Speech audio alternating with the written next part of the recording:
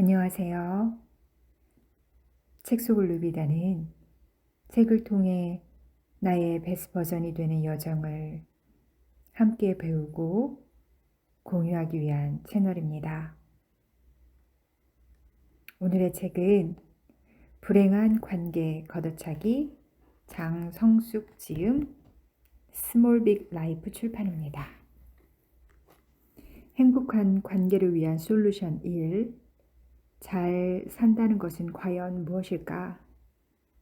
다양하게 표현할 수 있지만 쉽게 말해서 행복하게 사는 것이라고 말할 수 있다. 행복을 느끼게 하는 요인들은 아주 많지만 가까운 사람들과 잘 지내는 것보다 중요한 요인은 없다. 누구든 가족을 비롯한 주위 사람들과 원만하게 지내면 사는 게 즐겁고, 그렇지 못하고 갈등하거나 마찰을 빚으면 고통스러워한다. 이렇게 우리 삶에서 인간관계는 매우 중요한데도 의외로 사람들은 이것의 중요성을 잘 모른다. 이렇게 중요한 인간관계에서 대부분의 문제를 일으키는 것은 불만족에서 기인한 분노이다. 내재화된 분노가 어떤 형태로든 튀어나와 문제를 발생시키는 것이다. 따라서 적극적으로 자기 표현을 하는 것은 관계에서 문제를 일으키는 분노를 녹여낼 뿐만 아니라 삶의 주체가 되어가도록 하는 지름길이라고 할 수 있다. 또한 이렇게 그때그때 자기를 표현하게 되면 감정의 찌꺼기가 남지 않아 왜곡된 해석을 적게 할 수 있고 삶에서 굴절을 덜 경험할 수 있다. 게다가 자신의 감정이나 생각에 대한 타당성을 즉시 확인함으로써 자신감을 얻을 수 있으며 사람과 통하는 게 즐겁다는 것을 알게 되어 점차 사람을 가까이 하게 된다는 이점까지 있다. 이토록 자기 표현이라는 것은 관계를 돈독하게 하는 밑거름이 되고, 이러한 돈독한 관계는 삶을 풍요롭게 하는 것이므로 자기 표현과 행복은 불가분의 관계에 있다고 볼 수 있다. 그런데 이러한 이점들을 잘 알아도 두려움이 커서 입을 열기가 어렵다고 하는 사람들이 있다. 이러한 사람들은 상대를 판단하거나 비난하는 식의 표현보다 자신의 감정을 표현하는 식의 나 전달법을 사용하는 게 안전하다. 나 전달법이란 나를 주어로 해서 상대에게 나의 감정과 생각을 이야기하는 방법으로, 이는 평가가 아니라 단지 자신의 상태를 알릴 뿐이기 때문에 위험이 적다. 나 전달법으로라도 자신을 표현하면 자신을 지키는 동시에 상대방이 자신의 경계를 함부로 넘는 것을 제지할 수 있어 서로를 살리는 윈윈 관계가 될 수 있다. 행복한 관계를 위한 솔루션 2. 상담에 찾아온 사람이 관계에서의 문제를 호소하면 상담자는 그에게 어떤 잘못이 있어 그런 문제에 봉착하게 됐는지를 탐색하고 나아가 그것을 개선하도록 여러 가지 방안을 모색한다. 손뼉도 마주쳐야 소리가 나듯이 이쪽에서 아무런 잘못이 없는데 저쪽에서 일방적으로 잘못하는 경우는 거의 없기 때문이다. 특히 관계상의 갈등에는 정도 차이는 있지만 대개는 쌍방에게 과실이 있다. 잘잘못의 비중을 따지려 들면 자칫 갈등이 깊어지기 때문에 지혜로운 사람은 마찰이 생겼을 때 우선 자신에게 어떤 잘못이 있는지부터 살펴본다. 설사 자신의 잘못이 상대의 것에 비해 아주 작더라도 그것마저 없애버려 상대가 걸려들지 않도록 조심하는 것이다. 이유 없는 결과는 없다는 게 정석이다. 가령 학교에서 따돌림을 당하는 아이의 경우 학우들이 심하게 굴었던 게 사실이라도 왜 하필 자기가 타깃이 됐는지를 살펴보아야 해결의 실마리를 찾을 수 있다. 직장에서도 유독 자신이 상사에게 시달린다면 본인의 어떤 요소가 그러한 것을 유도했는지, 즉 자기가 상사의 표적이 된 이유를 살펴보아야 극복이 가능하다. 그렇게 하지 않고 결과에 대한 탓을 오로지 상대에게만 돌린다면 문제 해결과는 멀어지고 늘 제자리 걸음이나 할 뿐이다. 특히 배우자와의 갈등이 있을 경우 그렇게 된 배경에는 자신의 몫이 상당히 큰 게 대부분이다. 결혼이란 대등한 성인 남녀가 만난 것일 뿐만 아니라 서로 호감을 느끼고 시작하기로 선택한 관계이기 때문이다. 그런데도 많은 사람들이 자신의 허물에 대해서는 간과하고 상대의 허물에 대해서만 돕기 눈을 뜬다. 자신의 상대를 얼마나 짜증나게 하는지는 모르고 상대가 얼마나 자신에게 실망스러운 짓을 했는지만 생각하니 답답하기 짝이 없다. 본인은 아무런 잘못도 하지 않았는데 상대가 일방적으로 잘못을 한 것이라면 애초에 사람 볼 줄 모른다는 자신의 실책을 폭로하는 것밖에 되지 않는다. 그렇지 않고 도중에 변했다고 한다면 도대체 어떻게 했길래 상대가 그렇게 변했는지 묻게 되니 이래도 걸리고 저래도 걸리기 마련이다. 성숙이라는 것은 책임을 진다는 것과 무관하지 않다. 그러므로 문제가 생겼을 때 상대를 탓하기에 앞서 먼저 자신의 잘못이 무엇인지 살펴보고 어떻게 바로잡을지 생각해 보는 것이 바람직하다. 그렇게 하지 않고 상대의 허물만 찾거나 탓한다면 점점 관계가 악화되어 서로 피해를 보게 되기 마련이다. 행복한 관계를 위한 솔루션 3. 오늘날 세계의 양대 문화를 꼽으라면 서양 사회의 개인주의 문화와 동양 사회의 집단주의 문화를 꼽는다. 유목민족의 후예라고 하는 서양 사람들은 이동하는 생활을 주로 했기 때문인지 어떤 행위를 하는 데 있어서 최소 단위를 자신으로 삼아 개인주의라고 칭한다. 이러한 사회에서 중시되는 가치는 자유, 평등, 정의, 사랑과 같은 것들이다. 이와는 달리 비옥한 토지를 중심으로 일찍이 농경사회를 이루었던 동양 사람들은 공동생활을 영위하면서 집단주의 문화를 발달시켰다. 이러한 사회에서는 권위, 서열, 협동, 의리와 같은 가치들을 중시한다.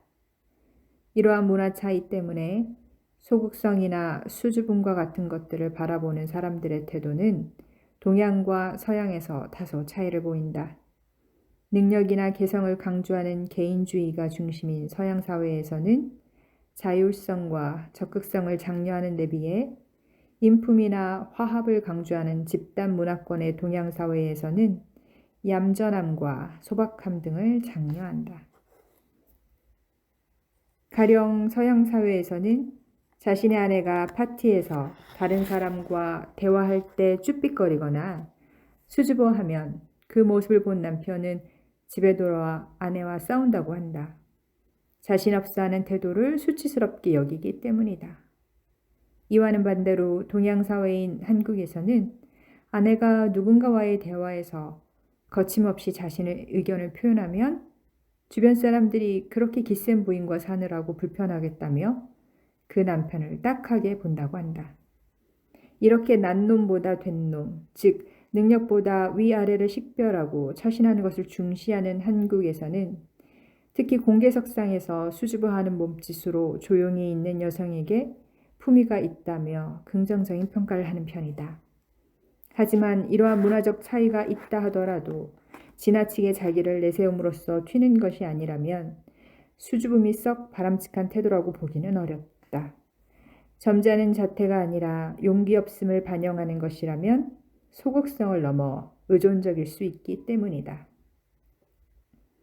용기가 없는 사람은 제때 할 말을 못하고 억압하다가 어느 순간 분노를 터뜨리며 관계를 파괴하는 양상을 보인다. 정신 분석에서는 과도한 수줍음을 자신의 공격성을 차단하기 위한 일종의 방어 기제로 보기도 한다. 굳이 학문적으로 따지지 않더라도 지나친 수줍음은 의존심의 변형으로 누군가 그 사람이 할 행위를 대신해 줘야 하는 것을 의미하기 때문에 주위를 피곤하게 만들기 쉽다. 따라서 우리는 문화 차이를 감안하더라도 수줍음이란 핑계 아래 숨지 말고 당당하게 자기 목소리를 내야 한다. 그렇게 하지 않으면 비겁해지는 것은 물론 자신의 정신 건강을 지키기도 어려워진다. 정신 건강을 유지하기 위해서는 감정을 적당히 드러내고 발산해야 한다. 불편하다고 수동적으로 덮거나 피하는 것은 바람직하지 않다. 가능한 적극적으로 표현해 찌꺼기가 남지 않도록 해야지. 그렇지 않으면 자칫 이것들이 누적되어 파괴적인 폭발력을 지니고 만다. 어른의 위치를 만드는 것. 나를 찾아온 부인은 큰 동서의 싸늘한 눈매가 싫어서 시댁에 가기 싫다고 고민을 털어놓았다. 그렇다고 자기를 예뻐해주는 시어머니를 찾아뵙지 않을 수도 없어 괜히 무고한 남편에게나 짜증을 내고 있는 중이라고 했다. 그 부인은 약사로서 제법 돈을 잘 벌었다. 작은 아들이 늦도록 장가를 가지 못하는 것을 안타깝게 여겼던 시부모는 아들이 결혼하게 됐을 뿐만 아니라 전무직에 종사하는 사람을 아내로 맞이한다는 사실에 흡족해했다. 결혼한 이래 오랫동안 혼자 집안일을 도맡아 하던 그 집안의 큰 며느리도 시동생의 결혼을 매우 기뻐했다고 한다. 명절이나 큰일을 맞이했을 때 분담해서 일할 수 있으리라는 기대를 했을 터이다. 하지만 결혼했다고 해서 약사인 그 부인의 생활이 크게 달라지지는 않았다. 여전히 그녀는 약국을 경영하느라 밤늦게 귀가했고 심지어 어떤 때는 명절에도 약국을 열어야 했다. 이럴 때마다 시어머니는 작은 며느리의 입장을 헤아려 줬고 어떤 때는 김장하는 일과 같은 큰 행사에서 작은 며느리를 면제시켜 주기도 했다. 그러자 큰 동서가 이런 상황을 불편하게 여기기 시작했고 급기야 작은 동서를 향해 눈을 흘기기 시작했다.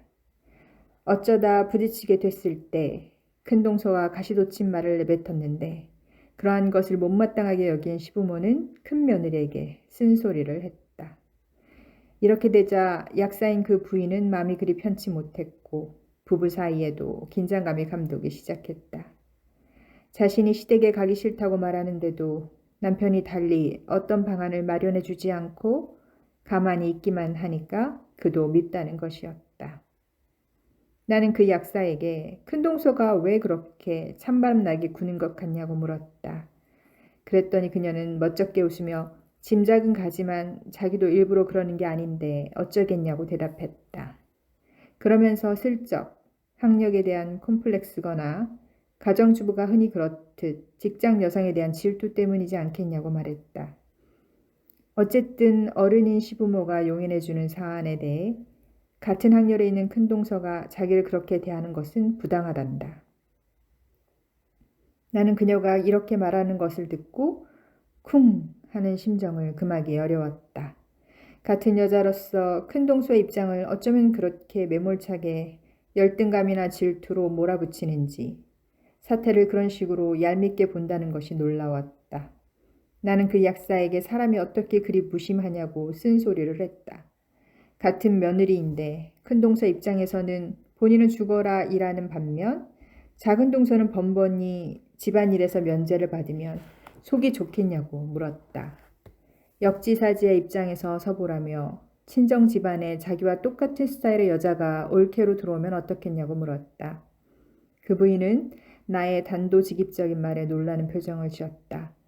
그러면서도 나의 말이 듣기엔 거북해도 틀리지는 않았다고 여겼는지 주춤하며 고개를 숙였다. 어떤 사람은 나의 말이 맞다고 느껴도 그렇게 쓴소리를 하면 불쾌감을 드러내는데 그 약사는 최소한 그런 태도를 취하진 않았다.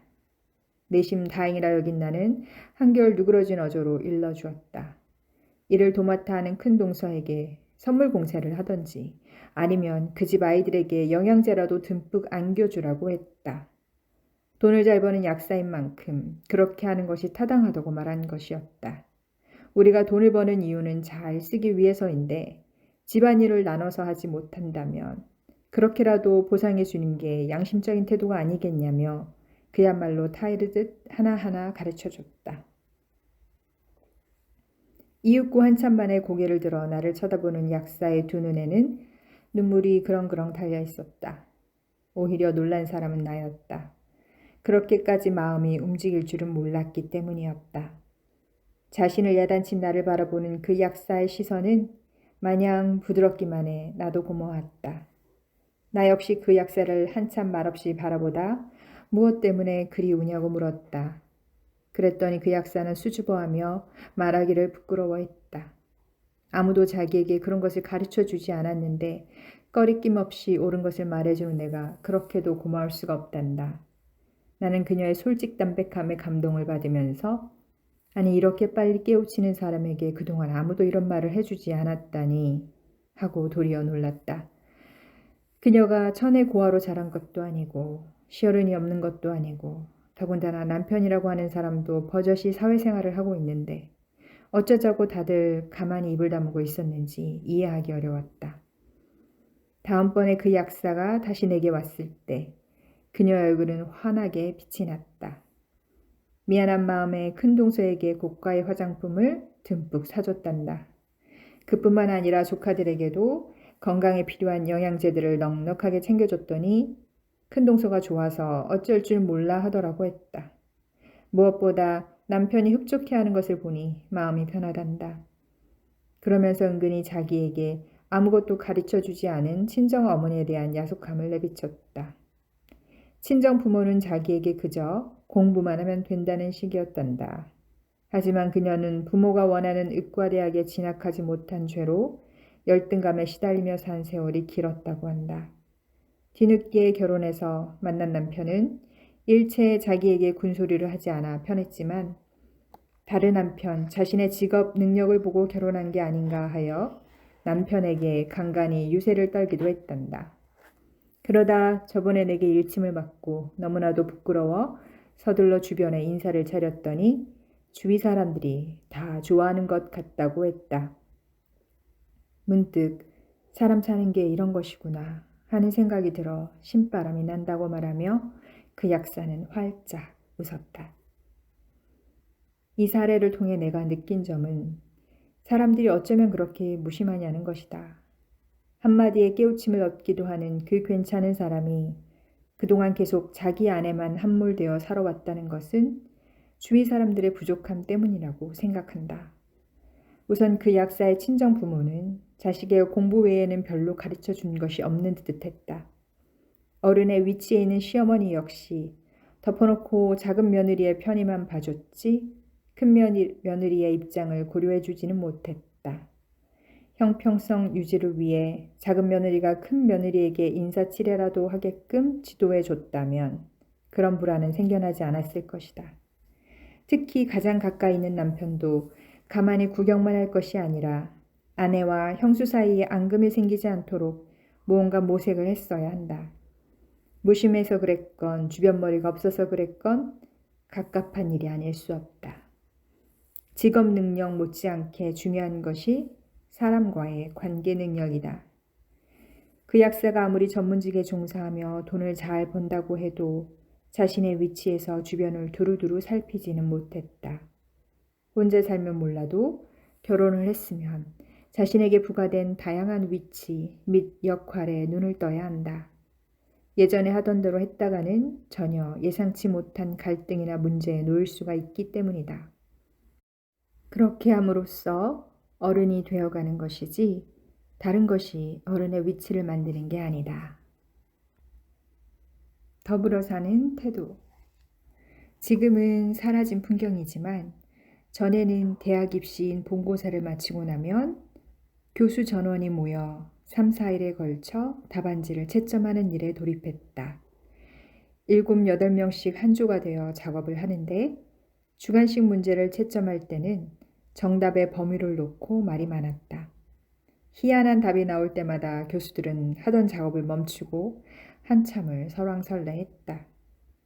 누가 한번 의문을 제기하면 사람들은 우르르 그것에 달려들어 꼬리에 꼬리를 이어가며 끝도 없이 대화를 펼쳤다. 수다인지 논의인지 분간하기 어려울 정도로 길어져 이를 마땅치 않아 했던 나는 그저 묵묵히 채점이나 했다. 이러한 나를 보고 다른 교수들이 좀 쉬어가며 하라고 말을 건네기도 했지만 나는 씩 웃는 식으로나 반응하며 채점 기간을 하루라도 단축할 요량으로 잇따라 새 답안지 묶음을 집어다 채점했다. 그러다 보니 다른 사람이 4~5 묶음을 채점했을 때 나는 15묶음이나 채점해 다른 교수들보다 3~4배 가량의 일을 해낼 수 있었다. 모든 답안지는 3번에 걸쳐 채점하게 되어 있는데 돌아가며 하는 재검에서 통상 100매마다 1~2개 정도씩은 오류가 나온다. 다른 테이블에서 재검할 때 오류를 발견하면 처음 채점한 사람이 불려가 정정하게 되어 있다. 이 과정에서 나는 자연히 다른 사람들보다 더 많이 불려다니며 오류를 정정해야만 했다. 오류를 범한 비율에서는 별 차이가 없었지만 정정의 총 합산에서는 내가 단연 고뜸이었다. 여기저기 재검하는 곳에서 내 이름이 호명됐고 그때마다 정정하러 왔다 갔다 하던 나는 부끄러움에 얼굴이 화끈거렸다. 딴에는 열심히 한다고 했는데 졸지에 실수의 여왕이 되어버려 창피하고 약도 올랐다. 그렇게 집에 돌아온 나는 무척 기분이 우울했다. 그래서 어려운 일이 있을 때마다 자문을 구하는 선생님께 전화를 걸어 이런 경우에는 어떤 식으로 마음을 수습하는 게 좋으냐고 여쭙다. 내 이야기를 듣던 그 선생님은 거의 소리치듯 나를 나무랬다. 남들이 논의를 핑계 삼아 쉬엄쉬엄 일하면서 그러면 자기도 그렇게 하지 뭐가 그리 잘났다고 혼자 죽어라 이랬냐는 것이었다. 그렇게 혼자 죽어라 일하는 식으로 튀는 모습을 보고 다른 사람들이 얼마나 불편했냐며 속으로 흉을 받겠냐며 사회생활에서 중요한 덕목은 함께 어울리는 것이지 도드라지는 게 아니라고 일침을 놓았다. 선생님은 내게 어울리지 못하는 사람이 꼭 그렇게 일로써 승부를 가리려고 하는데 그런 것은 참으로 못난 행동이니 조심하지 않으면 안 된다고 호되게 야단을 쳤다. 심란함을 가라앉히려다 도리어 진땀이 나도록 혼나고 말았지만 희한하게도 시원하면서 통쾌했다. 어떤 점이 잘못된 건지 확실히 알게 되어 기뻤다. 죽어라 이랬어도 사람들과 어울리지 못하면 이렇게 참담해질 수밖에 없다는 사실을 이때만큼 선명하게 느낀 적도 없었다. 행복한 관계를 위한 솔루션십. 수많은 사람들을 만나면서 절감하는 것은 인간 관계의 중요성이다. 속이 꽉 차도록 탄탄하게 성장한 사람은 외부 자극에 쉽게 흔들리지 않는 반면 부모와의 관계에서 취약하게 자란 사람은 어딘가에 마음이 쉽게 쏠리거나 위축되는 경향을 보이기 때문이다. 이뿐만 아니라 사람들이 호소하는 문제들은 아무리 복잡하고 심각하더라도 그것이 어디에서부터 발생했는지를 따져보면 인간관계가 발단이라는 것을 알 수 있다. 그렇기에 문제를 해결하는 것도 다름 아니라 그 매듭진 관계를 풀어주는 것이다. 예를 들면 어떤 사람이 우울증으로 인해 자살을 시도할 경우 상담자는 우울증 자체를 없애줄 수는 없고 그 사람이 무엇 때문에 우울증을 앓게 됐는지를 찾아 들어가 문제가 되는 관계를 찾아 그것을 해결하도록 돕는다. 관계가 이렇게 깊숙하면서도 광범위하게 영향을 미치는데 의외로 많은 사람들이 그 중요성을 간과한다. 컴퓨터가 제대로 작동하려면 하드웨어와 소프트웨어가 상호적으로 기능해야 하듯이 사람이 제대로 살려면 학업 능력과 사회성을 갖추지 않으면 안 된다. 이 두 가지는 함께 굴러가는 양바퀴와 같아 어느 하나라도 기울면 멀리 나갈 수 없다. 그런데 어찌 된 일인지 사람들은 하드웨어에 해당하는 학업 능력을 키우는 데에나 열중하지 소프트웨어에 해당하는 사회성에 대해서는 소홀하다. 사회성은 저절로 습득되는 성질의 것이라고 여기는 것 같다. 과연 그럴까? 결코 그렇지 않다. 학업 능력을 키운 덕분에 우리나라가 비약적인 경제성장을 이룩할 수 있었다지만 얼마나 많은 부작용을 양산했는가. 이제는 좀 더 눈을 크게 뜨고 균형을 잡고자 노력해야 한다. 경제적 이득과 직결되는 학업 및 성취 능력을 기르는 데에만 몰두할 것이 아니라 행복하게 살기 위해서는 그 이상을 겨냥해야 한다는 것이다. 행복이나 불행을 결정하는 것은 전적으로 인간관계에 달렸다. 가족관계나 동료관계에서 이해받고 지지를 받으면 받은 만큼 즐겁고, 배척을 당하면 당한 만큼 삭막해져 불행을 느끼기 마련이다. 아무리 많은 것을 이룩했어도 주변에 사람들이 없으면 의외로 견디기 어려운 게 사람이다. 이제는 무엇보다 우리의 불행, 행을 결정짓는 인간관계를 좋게 만들어가기 위해서 힘써야 한다. 일을 열심히 하는 사람일수록 인생을 행복하게 살아갈 수 있다. 들으면 들을수록 행복한 부자가 되는 채널 책 속을 누비다. 오늘도 책을 통해 여러분의 삶을 이루고 누비고 즐기세요. 여러분은 누비다입니다.